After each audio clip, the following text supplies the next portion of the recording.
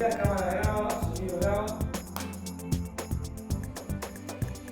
Buenos días, estamos siguiendo con el ciclo de charlas sobre la tercera cumbre de los pueblos y la cuarta cumbre de las Américas, y en este caso hemos invitado a la doctora Adriana Martínez, que es parte de la Facultad de Humanidades. Entonces nos gustaría, Adriana, primero buenos días. Buenos días, ¿cómo estás? Y que te presentes. Bueno, mi nombre es Adriana Martínez, soy directora del Departamento de Ciencia Política, soy licenciada en Ciencia Política, que me recibí en la UBA y ahora estamos cumpliendo funciones acá en Humanidades en la Universidad Nacional de Mar del Plata. Bueno, un poco nosotros queríamos, por tu militancia y por tu trayectoria, que empieces a pensar o que nos recuerdes cómo se gestó la cumbre de los pueblos en Mar del Plata en el año 2005.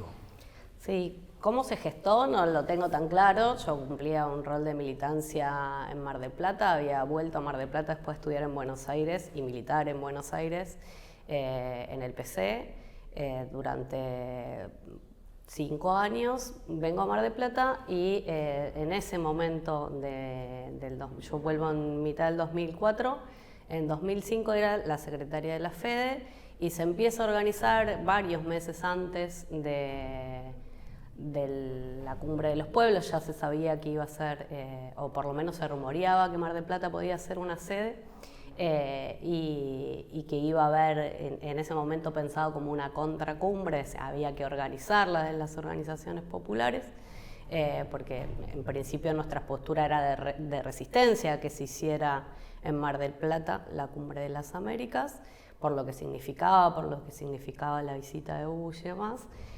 Preparar algo que tuviese o que demostrara la resistencia a esa visita, ¿no? y la mirada de los pueblos y no de los gobiernos acerca de la propuesta del ALCA. En ese contexto, en agosto del 2005, lo que había era el Festival de la Juventud que se realizaba en Venezuela. El Festival de la Juventud se juntan juventudes, militancia de juventudes de todo el mundo, uno podría decir de izquierda, pero del progresismo para la izquierda todo. Y en ese contexto, como secretaria de la FEDE y con algunos compañeros más, empezamos a juntar plata para poder comprar el pasaje, para poder ir y participar en el Festival Mundial de la Juventud desde la organización del partido, digamos, esto organizado por el partido, quiero decir, no solo de la juventud de la Federación Juvenil Comunista Mar del Plata, sino desde el partido, para poder, con el objetivo, digamos, de ir armando contactos y redes para el armado en Mar del Plata de la Cumbre de los Pueblos o de la Contracumbre. Y en Venezuela, ¿cuál fue la receptividad sobre la Cumbre de los Pueblos? ¿Qué compromiso hubo? Y si podés, porque a lo largo de todos los reportajes que hemos hecho, está siempre la figura, la presencia de Cuba y de Fidel como una piedra angular para que se llevara adelante lo que es la Cumbre de los Pueblos. ¿Vos lo pudiste percibir, no? Nosotros íbamos, te pongo un poco en contexto, íbamos en una delegación argentina que iba desde la Juventud Radical hasta el Partido Obrero, ¿no? Nosotros primero intentábamos, dentro de esa misma delegación, elaborar la idea de generar la resistencia de la Cumbre de los Pueblos, y después en el festival era un poco iniciativa nuestra la de ir generando vínculos como por abajo de las organizaciones, con el resto de los compañeros y compañeras de distintos países, de federaciones de distintos países. Lo que estaba muy presente por parte de la organización del festival y de los discursos de Chávez, que hubo más de uno para todos los que asistimos, era la idea del ALBA, del socialismo del siglo XXI y de ese camino de construcción, digamos. Ese era el discurso fuerte. No se hacía un hincapié en esto se hace para que nos encontremos, porque la verdad es que el festival era mundial y la Cumbre de los Pueblos o la contracumbre a la Cumbre de las Américas era solo el continente, ¿no? Entonces la apuesta del festival era un poquito más arriba, que tenía que ver con instalar una idea, que era la idea que se venía gestando, de hecho en el material que yo les di, en los predios donde se celebraba o nos juntábamos por la apertura o por distintas actividades del festival, desde la embajada cubana o desde la delegación cubana nos entregaban gratis videos, VHS en ese momento, de discursos de Fidel en preparación al festival. Y todo venía en esa línea, ¿no? En poder pensar una integración diferente, que era la propuesta del ALBA, ¿no? En el estadio, parte de lo que hice del discurso de Chávez es justamente, bueno, el tren era el tren del ALBA y los enterradores del ALCA eran aquellos que estábamos construyendo el ALBA, ¿no? Entonces, en el festival lo que era muy fuerte era esa línea, era el socialismo del siglo XXI y la construcción del ALBA. ¿Cómo ustedes pueden incorporar la figura? Porque también lo que nos ha parecido en todas las entrevistas, que no solo es la figura de Fidel, sino también la figura de Néstor como clave para entender todo este proceso. ¿Ustedes cómo lo tomaban eso? ¿Cómo tenían la relación con el peronismo? Si lo veían bien, mal, ¿qué es lo que ustedes percibían? Nosotros teníamos una lectura como partido que después fue cambiando, digamos, pero en ese momento nosotros no estábamos apoyando el gobierno de Néstor Kirchner, ¿no? Que había empezado en 2003, que para nosotros era una continuidad de lo que había sido el gobierno de Duhalde en un nivel de represión muy alta, sobre todo para los que vivíamos en Buenos Aires o en la zona del AMBA, y lo mirábamos con bastante recelo, digamos, ¿no? De hecho, cuando se bajan los cuadros de la ESMA, cuando Néstor retoma el discurso de derechos humanos y lo hace propio, para nosotros era medio como nos está robando el discurso, como si estuviese impostando esa postura, ¿no? De hecho, de toda la delegación argentina, los únicos que estaban a favor del gobierno de Néstor Kirchner o apoyándolo era la gente de Patria Libre en ese momento, que eran Venceremos en la Universidad, que llevaban sus afiches de Néstor y Chávez, y a nosotros nos molestaba bastante. Y la verdad es que Hugo Chávez reivindicaba a Néstor todo el tiempo en los discursos, ¿sí? Eso era algo que a nosotros nos hacía bastante ruido. Pero en ese momento era el compañero Néstor, era que hizo siempre, digamos, ¿no? También se escucha en el discurso en el estadio la reivindicación del peronismo por parte de Hugo Chávez, ¿sí? Y eso a nosotros como federación nos remolestaba, yo lo recuerdo bien, era la discusión de creer que uno sabía más que Hugo Chávez para explicarles quién era Néstor Kirchner, y Hugo Chávez en todos los discursos agradecía el apoyo, siempre reivindicándolo, digamos, ¿no? Claramente en una construcción conjunta que tenían, o parte del proyecto de esta construcción del ALBA. Y esa lectura que ustedes tenían sobre Néstor se ve reflejada en el acto de la Cumbre de los Pueblos. Bueno, ahí había una división, digamos, ¿no? Se venía, para ir un poquito más atrás y para poder entender de lo que hablo, la construcción del movimiento piquetero, digamos, o del bloque piquetero en su momento,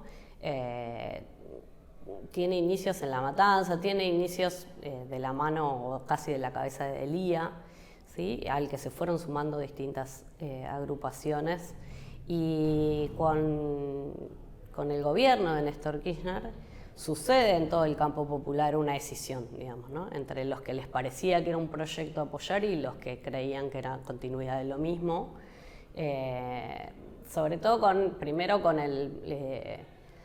la idea de construcción política de la transversalidad de Néstor, que suma bastante, y esta idea de integrar en su propio gobierno los movimientos sociales, ya no como movimiento de resistencia, sino como parte integral de su gobierno. Y en eso generaba necesariamente una ruptura que era entre aquellos que sostenían que había que seguir resistiendo y construyendo otra cosa que no era el gobierno que proponía Néstor Kirchner y quienes se integraron a ese gobierno. Entonces ahí hubo una partición de aguas en ese movimiento piquetero, en donde los que tenían raíz peronista era mucho más fácil de integrarse a ese movimiento que los que veníamos de otro lugar, ¿no? Y en eso estaba en el tren del ALBA, digamos, que lo organiza Bonazo, pero que está él y atrás, y los movimientos que intentaban o que ya eran parte del gobierno por un lado,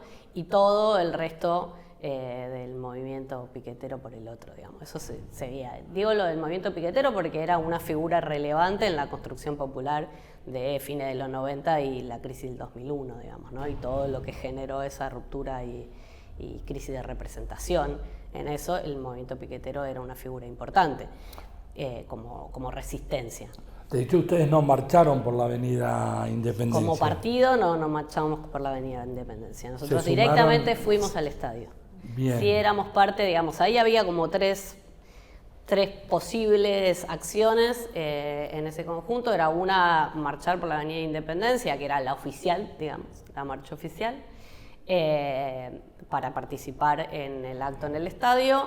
La nuestra fue ir directamente al estadio, o sea, no dejar de participar en el acto que tenía como figura estelar Hugo Chávez. Y después otros partidos de izquierda que decidieron ir directamente a confrontar a la valla que estaba de seguridad, digamos, hacer una marcha en repudio a la llegada de Bush, que no tenía nada que ver con el acto del estadio ni con el proceso de la Cumbre de los Pueblos que venía haciendo, digamos, porque el acto del estadio era como el cierre de 3 días de trabajo que habíamos tenido en la Cumbre de los Pueblos, también en el mismo, ¿no? En el polideportivo, en el mismo espacio. Vuelvo al Festival de la Juventud en Venezuela. Cuando se gesta entonces la Cumbre de los Pueblos, ¿ustedes van con esa idea de gestar una Sí, cumbre? eso ya estaba, sí. Y ahí se le da como el aval. Sí, ahí era, o sea, claramente lo de la Cumbre de los Pueblos, la organización no dependía de nosotros. Lo que nosotros queríamos hacer era distintos actos que estuviesen dentro de esa Cumbre de los Pueblos de resistencia a la llegada de Bush, de la explicación y de resistencia al ALCA, digamos. Cuando yo digo vamos con la idea de juntar adhesión o hacer contactos para que más compañeros de otras partes de América Latina vengan, era algo particular de la FEDE como objetivo, digamos, no que de eso dependiera la Cumbre de los Pueblos, ¿no? Para eso había una organización de las distintas organizaciones populares de las que participábamos para el armado, pero no el armado del acto, ¿sí? Sino de la dinámica que iba a tener la Cumbre de los Pueblos en los talleres, en los trabajos, en las discusiones en comisiones por tema. ¿Y vislumbraban ustedes el impacto que iba a tener esa contracumbre? No. O sea, No nosotros Mar del Plata, no yo, por ejemplo. Sí que era importante todo lo que tuviese participación en ese contexto de Hugo Chávez, de la participación cubana. Para nosotros era importante porque era importante en este proyecto del ALBA y del siglo XXI, digamos. Después de una década de pensamiento hegemónico y único, había una posibilidad de sostener otro proyecto y una posibilidad de sostenerlo además en integración regional, digamos, ¿no? Entonces, más allá de cuanto uno se pusiera el termómetro de cuán zurdos eran cada uno de esos presidentes, lo cierto era que podíamos ver que se estaba gestando otra cosa, ¿sí? Y eso para nosotros también, para todos los que viajamos a Venezuela, ver lo que estaba pasando con el chavismo en Venezuela fue muy importante, digamos, ¿no? Todas las misiones, nos llevaban a recorrer por todas las misiones que tenía el gobierno, le hice misiones a cada una de las tareas por sector de lo que nosotros podríamos llamar política pública, digamos, ¿no? Pero era ver en concreto una posibilidad de pensar el gobierno y el armado de un gobierno democrático, porque además también había discusiones respecto de eso que saldaban este nuevo proyecto, ¿no? Que ya no tenía, que ustedes van a decir, ya estaba saldado de antes, pero todavía en la militancia había que saldar discusiones respecto de si la vía seguía siendo las elecciones democráticas burguesas o algún otro camino, ¿no? Entonces, bueno, ver eso, ver esas transformaciones. ¿En el espacio había esa discusión? En el espacio interno de la militancia de la Federación Juvenil Comunista. No en toda la delegación argentina, te digo que íbamos de radicales hasta el Partido Obrero. Entonces, esa experiencia, digamos, hasta los militantes del Partido Obrero estaban de acuerdo con Chávez en ese momento. Después, cuando volvía, el partido los acomodaba, pero la experiencia del Festival Mundial de la Juventud, en ese momento de Venezuela, en esa construcción de un gobierno popular, había sido de gran impacto para nosotros, digamos, ¿no? Entonces, todo lo que tuviese que ver con ir a apoyar a Hugo Chávez a cualquier lado, siempre estaba bien. Por eso el partido va, aunque no vaya en la marcha, digamos, ¿no? Ahora, esta presencia, o rescatando, volviendo a esto, ¿cómo se entiende esta tensión entre el partido y la presencia de Cuba? Porque Cuba es parte de lo que sería el acto oficial de la Cumbre de los Pueblos. No hay tensión. ¿No hay tensión? No hay tensión. Ahí. No que yo sepa. O sea, yo tampoco, perdón, que justo el micrófono, pero no que yo sepa, yo no era la que estaba organizando ni el acto, ni mucho menos la que tenía conversaciones con ninguna persona que tomara decisiones serias. Ahí no estoy diciendo eso, pero en general no había tensiones entre... La pregunta viene más que nada porque la delegación cubana, aparte de la delegación con Javier Sotomayor II, vienen en el tren del Alba, sí, y van ahí, y es raro o sonaría raro que la Fede no acompañara. No era... Nosotros teníamos otra lectura y Cuba la respeta, digamos, ¿no? Ni va a pretender que nosotros le digamos qué hacer al gobierno cubano, ni va a pretender... La pregunta esta te la hago con mala intención, porque el comentario popular siempre es que la Fede o el partido siempre fue un apéndice de políticas externas.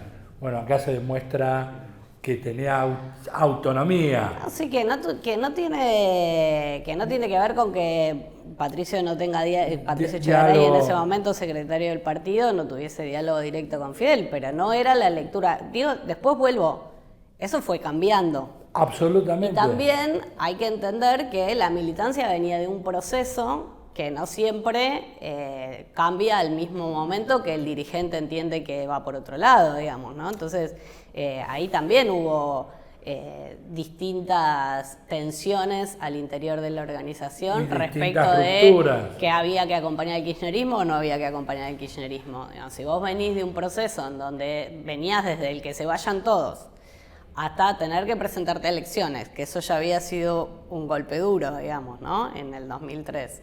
Y que después hay que entender que eso que vos veías y tenías una lectura la tenés que cambiar porque te estabas equivocando. Bueno, los procesos al interior de la militancia no es como creen muchos que el dirigente dice A y todos hacen A. No pasa eso, digamos, ¿no? Y había ahí discusiones, tensiones, distintos puntos de vista y en algún momento se tomaba una decisión. Bueno, se tomó una decisión intermedia que fue acompañar el acto sin ir en la marcha que traía muchas más tensiones al interior de las construcciones, porque yo te nombré el movimiento piquetero y entonces nosotros también teníamos un movimiento territorial, que en ese momento era el Movimiento Territorial de Liberación, donde si participaba el Movimiento Territorial de Liberación porque el partido decía que tenía que participar ahí, generaba un montón de ruido en la construcción cotidiana que uno hacía con otros compañeros, digamos. Entonces, por eso yo digo que la militancia no cambia automáticamente de sentido, sino porque uno tiene construcciones reales en lugares reales. Entonces, si eso hacía más ruido de lo que te beneficiaba, bueno, había una medida intermedia que era ir a acompañar al acto y después nosotros fuimos del acto, cuando salimos del acto en el Mundialista, fuimos para encontrar la marcha, que como la otra marcha, digamos, la marcha que iba a resistir la llegada de Bush o la presencia de Bush, y no llegamos porque la represión empezó antes. Quedamos a la mitad de Independencia cuando empezaron los gases. O sea que vos considerás que, no es que considerás, o sea, la intención de llegar fue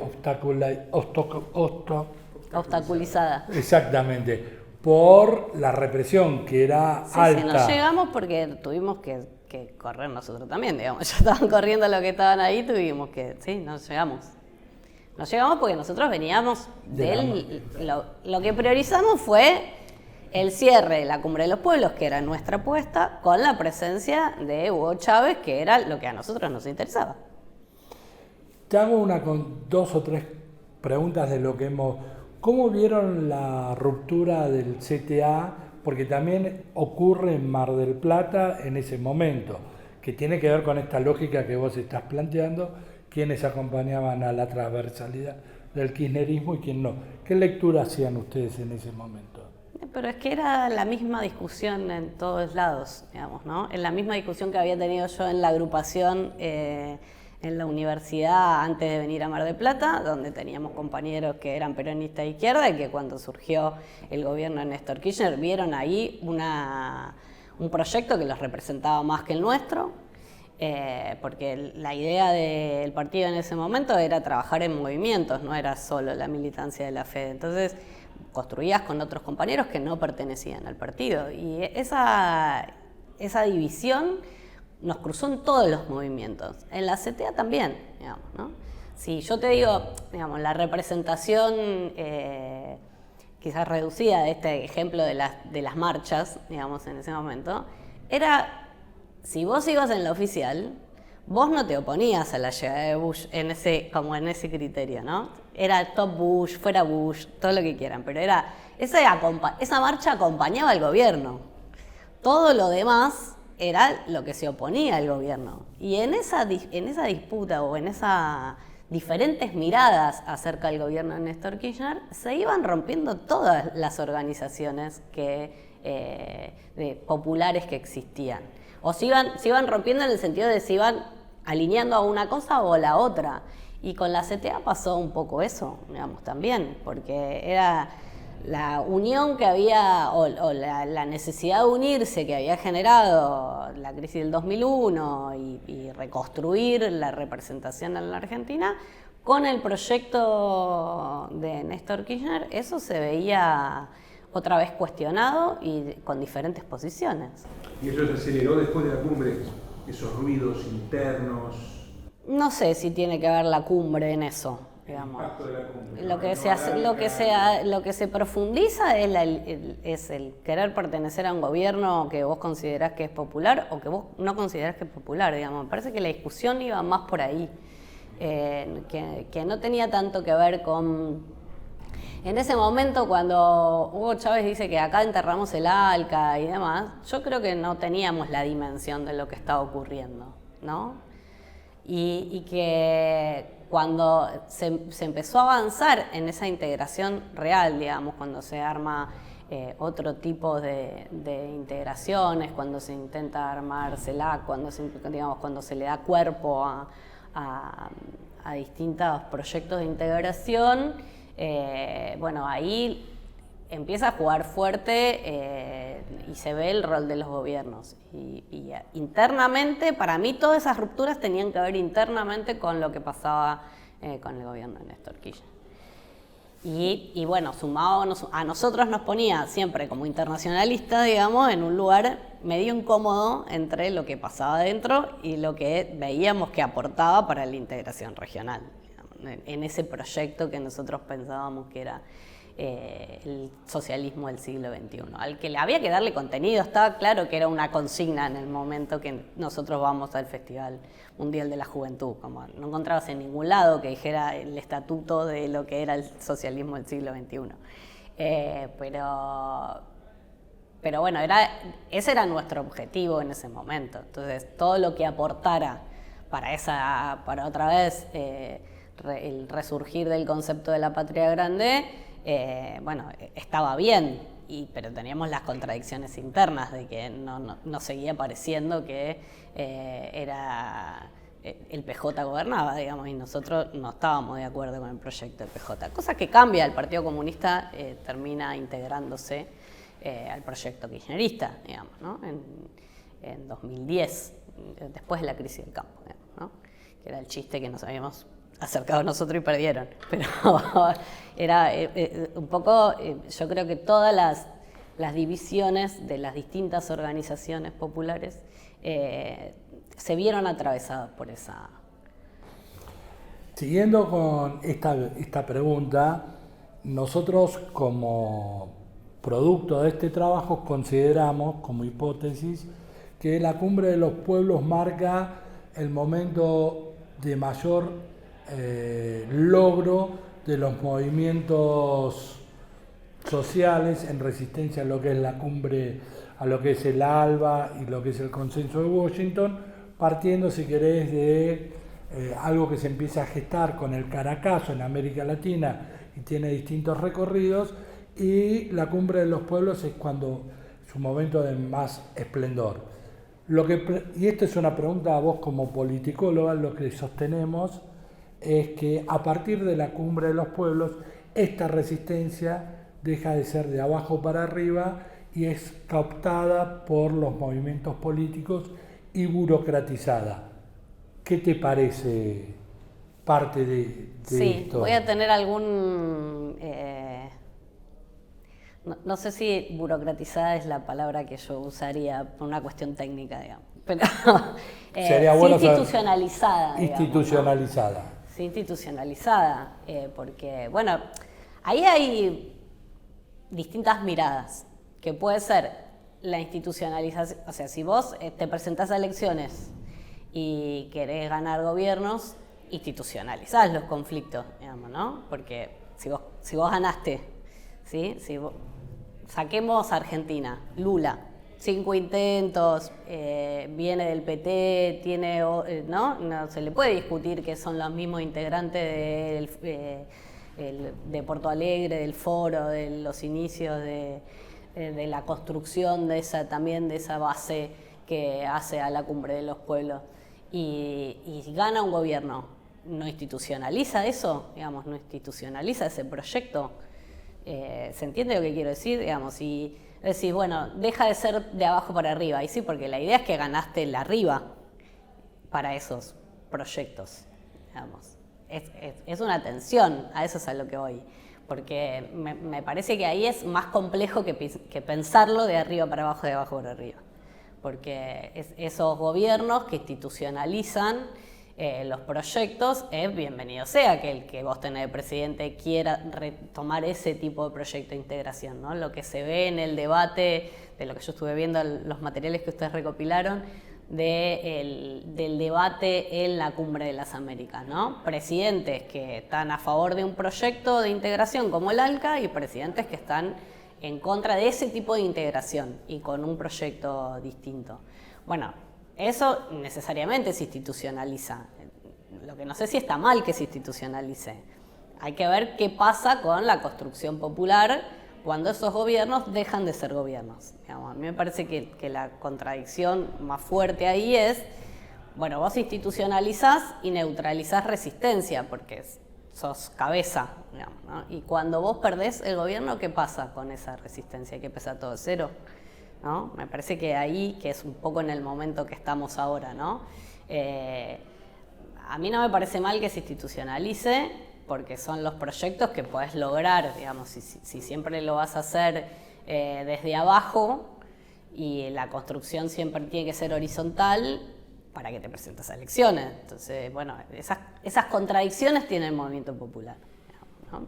Y me parece que ahí fue un momento en el que se institucionalizó de distintos lugares, de muchos gobiernos progresistas al mismo tiempo, ¿no? En esa oleada de la década ganada, y que después hay contraofensivas, porque acá no es política, digamos, ¿no? No, sí, por suerte estamos de acuerdo en no eliminar al otro y entonces hay reflujos de eso. Bueno, ¿qué pasa con las construcciones populares cuando eso sucede?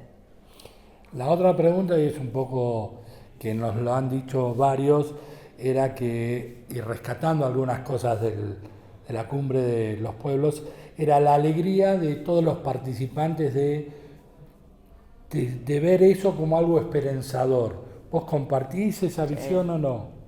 Sí, de los participantes de la cumbre de De los los pueblos. pueblos. Sí. Que lo que todos hablan más allá de lo que quedó o lo que queda para la historia oficial, que son los disturbios, la mayoría de los participantes de la cumbre de los pueblos transmitía alegría y como un mojón de algo distinto. Pero y los disturbios también pasan porque es la respuesta a algo, digamos, ¿no? Porque si no parece que los disturbios son en sí mismos.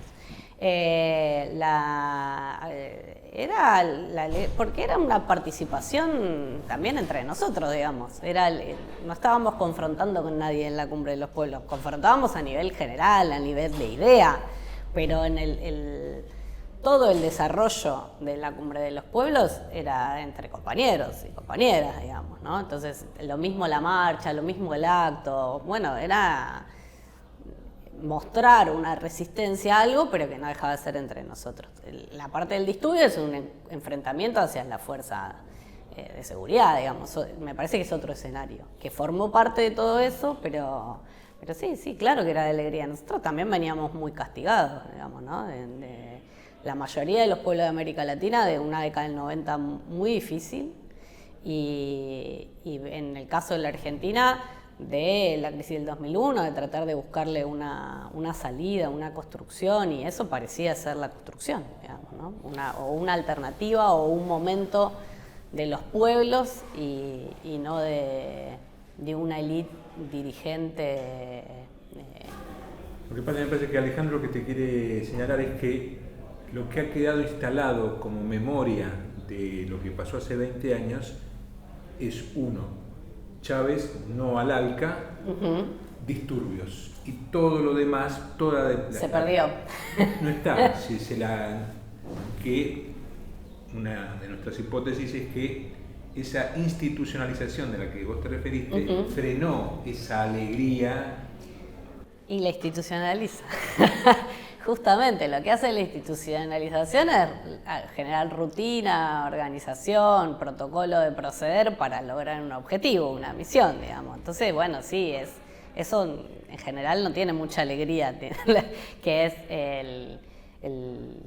como la construcción por abajo, como decís vos, o la construcción popular que le podemos decir. Para mí no dejó de existir, solo que tomó otro rol, porque el protagonismo quedó en la institución. Y ahora, apelando a tu capacidad profesional, una pregunta que le hacemos a todos los invitados es ¿por qué Mar del Plata no tiene un registro histórico de un hecho tan importante como la última gran resistencia a la expansión imperialista en América Latina? Y ahí tenemos que apelar a tu condición de profesional. Adivina, no soy igual, pero primero porque no creo que tuviésemos en ese momento la dimensión de lo que está ocurriendo, por lo menos los que estábamos participando, eufórica o institucionalmente, digamos. Estaba buenísimo, pero no sé si estábamos conscientes hasta que no dijo Chávez en ese estadio, acá se enterró el ALCA, digamos. Porque un poco era el registro de que estaba pasando algo que no queríamos que pase, porque nosotros no sabíamos, ellos sabían, digamos, los presidentes que eran parte de la Cumbre de las Américas y que tenían su estrategia, que nosotros desconocíamos como militancia, ellos sí sabían cuál era lo que estaban buscando en esa Cumbre de las Américas. Nosotros no. Nosotros solo queríamos resistir el proyecto del ALCA y queríamos resistirlo a Bush, pero no sabíamos que ellos iban a tener no solo el poder de que no se hiciera, sino la idea de que no se hiciera, ¿no? Porque para nosotros el que tenía la idea del no del ALCA era Chávez, Lula, pero no pensábamos que era Néstor, porque era parte del juego que no se supiera que era eso. Entonces, es difícil pensar eso entonces como todo el título que vos le ponés, ¿no? La última resistencia hacia el avance del antiimperialismo. Era resistir una resistencia, para nosotros era desde la militancia estoy diciendo, y de la militancia medio raza como la mía, tampoco voy a poner palabra en dirigente que no lo sé, quizás sí lo sabían, pero mi sensación es que todos los que estábamos ahí era un hecho más de resistencia importante que se estaba dando hacia un encuentro mundial como pasaba en un montón de encuentros mundiales que se hacían en otro lado. Lo que creo que no teníamos como dimensión era que lo que estaban rosqueando los presidentes en ese momento de América Latina para frenar esa impronta, ¿no? El ALCA. Nosotros que sí, para ser más clara, nosotros pensábamos que si se hacía la Cumbre de las Américas en Mar del Plata era para que se apruebe el ALCA, porque hasta en ese momento no se había podido resistir nada de todo lo que proponía Estados Unidos, ¿no? Entonces, por eso no es que somos todos tontos y nadie se dio cuenta que esto era re importante, no, era que la dinámica que se venía haciendo era que ante las propuestas de Estados Unidos en cumbres como esa no se las rechazaba. Entonces, ahí era para mí eso es lo destacable de que pasó en Mar del Plata. Sí. ¿Y por qué no se tiene registro? Desconozco si es porque nadie se dio cuenta, porque se dieron cuenta y no quisieron que esté. No, Eso ya no tengo, no. la pregunta no tanto como militante, sino nosotros como sociedad marplatense, que fue un hecho... No teníamos ni idea de la militancia, la sociedad marplatense solo sabía que estaba allá a media ciudad y que venían... 20 años después sigue siendo lo mismo. Sí. Cuando hemos... hemos dado cuenta de algunas cosas. Claro, cuando hemos recabado que, por ejemplo, en el 2020 hay una ordenanza municipal que le exige al Poder Ejecutivo marplatense que los 4 y 5 de noviembre de todos los años se conmemore la Cumbre de las Américas. Las ordenanzas municipales no tienen el impacto en la sociedad que vos crees que tienen. No, yo digo... Si vos sabés que existe esa ordenanza, la sociedad marplatense, si no se hace ese acto reiteradamente y le impide circulación. Algún desenvolvimiento de su vida cotidiana, no se entera. Y la otra pregunta que yo la conozco porque vos me la has contado, me parece muy, muy descriptivo también para lo que fue todo ese momento cuando tocó Manu Chao en Plaza Italia, que tiene que ver con donde vos vivís o vivías con tus padres. Sí, enfrente, más precisamente. Por eso. Sí. ¿Qué querés que te cuente? No, porque ¿Es anécdota si vos... personal? ¿Vivías enfrente de Plaza Italia? Sí, mis papás viven enfrente de Plaza Italia, yo me crié enfrente de Plaza Italia y en ese momento yo trabajaba en la casa de mis papás, en nuestra empresa familiar, y yo salía para el complejo universitario, salí de trabajar para el complejo universitario porque teníamos una actividad que era de difusión, y cuando yo salí en la Plaza Italia, siempre pasan cosas, es un anfiteatro y siempre pasan cosas en la Plaza Italia. Estaba una murga que se llamaba Querusa la Merluza y era lo que había en Plaza Italia y 3 personas. Y llegué al complejo universitario y me dijeron, está tocando Manu Chao en Plaza Italia. Yo dije, no, estaba Querusa la Merluza en Plaza Italia, no estaba Manu Chao. Estaba Manu Chao y en ese momento toda la comunicación de celular era un Nokia 1100. Y llamé a mi mamá y salió al balcón y dijo, si es alguien que toca muy bien la guitarra, sí, está tocando ahora. Y ahí volvimos todos en el auto de la madre de uno de los compañeros que nos llevó a Plaza Italia y vimos un pedazo porque después se largó una lluvia torrencial y tuvimos que salir todos corriendo. Tengo una cicatriz en la rodilla de haberme caído entre las piedras. Pero sí, esa es la anécdota, mi anécdota personal de Manu Chao en la Cumbre de los Pueblos. Para nosotros es muy importante, pues sos la única persona de todas las que dice que estuvieron que sabemos que estuvo. Yo estuve, el decano estuvo también de esta facultad. Por eso, pero al decano no lo entrevistamos. Sí, no, había mucha gente y a mí me pasó eso. Podría haber estado de primera mano, pero por venir a difundir el no al ALCA, me perdí las primeras canciones.